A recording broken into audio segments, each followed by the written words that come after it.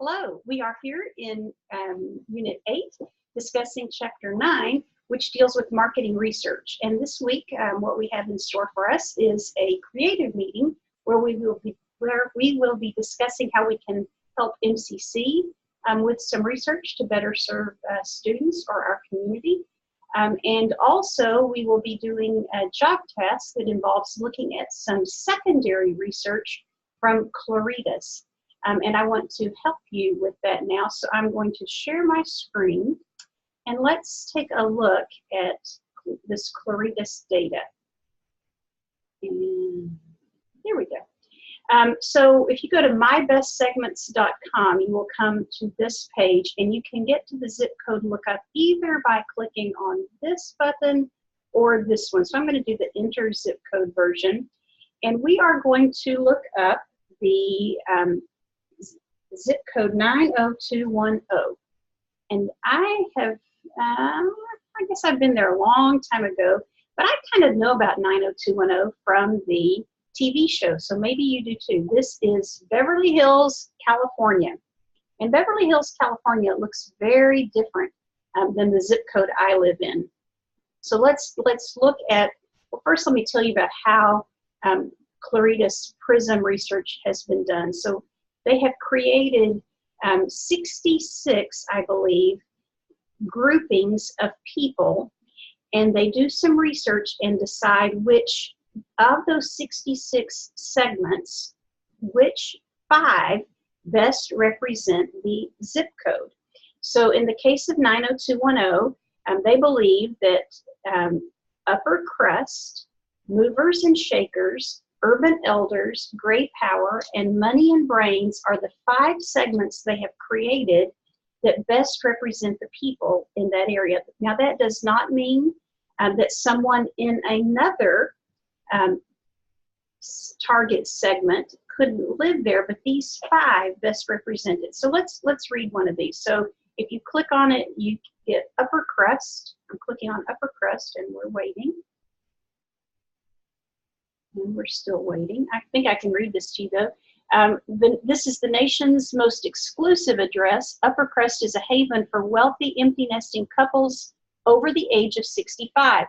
This segment has a high concentration of residents earning over $100,000 a year, and many possess postgraduate degrees. They have an opulent standard of living, driving expensive cars, and frequently eating out and traveling. And so you then see a little bit about the demographics, where they live, their money, how old they are, do they have kids, do they own their home, and what kind of education level do they have. So that is demographic information. This lifestyle is another word for that we've used is psychographics. So things they do for fun, things that describe them. They own a Lexus, they eat at Bonefish Grill. We don't even have one of those in Waco. Shop at Bloomingdale's, follows men's tennis, visit Europe. They watch Fox Business, and they listen to the news. So if you read all 5 of the segments, you get a pretty good idea of the area. And I know my zip code, and I can promise you my zip code does not include this, what is it? What are we looking at now? Movers and Shakers, I think is the name of this one. I'm trying to go back. Let's see. How do I go back? It's not wanting to let me go back. What I am asking you to do for your assignment, I'm going to go again, the 90210. Oh, it was Upper Crust we were looking at, is to type in a zip code that you are familiar with, maybe one you live in or your grandmother lives in, something where you know the area. Look at the 5 segments that Claritas says best describe that zip code. You don't need to give me the descriptions of them, but you do need to read the descriptions. Based on what you read about the area from these 5 characteristic segments, I want you to suggest what sort of stores might do well in the area, and specifically what sort of pizza establishment would do well in the area.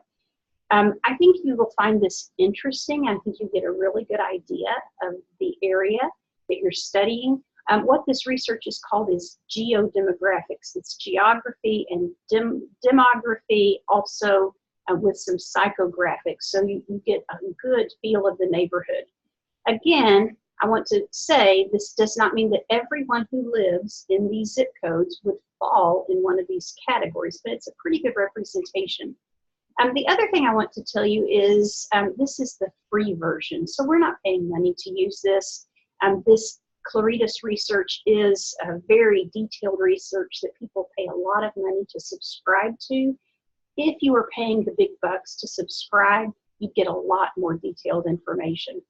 And finally, I want you to think about the use this way. This would be a way for someone who's sitting at a corporate headquarters. Let's say you work for Chuck E. Cheese and you're in Chicago, Illinois, and you've never been to Waco or any area around your Waco, Hewitt. You've never been to Tyler.